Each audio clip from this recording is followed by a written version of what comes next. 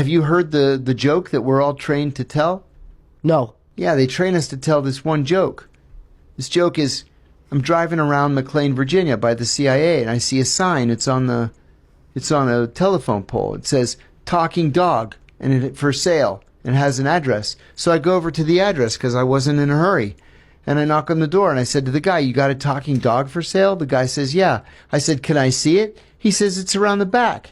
So I go around the back, and there's a dog sitting there. It's a mutt. And I said, hello. And the dog looks at me. You know how dogs do their head like that? And he goes, hello. I said, oh my God, you do talk. And he said, yeah, that's how I got a job at the CIA. I said, I work at the CIA.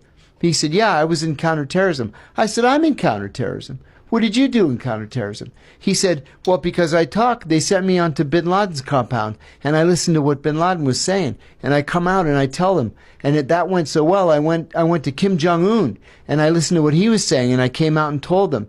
And then finally, they sent me to the Kremlin. I listened to what Putin's saying, and I came back and I told them. I said, that's incredible. You're an American hero. I said, I'm going to buy you. So I said to the guy, how much you want for this dog? He goes, $20. I said, why so cheap? He said, that damn dog's a liar. He didn't do any of that stuff. What's the joke? I don't get it. See, my sister reacted the same way.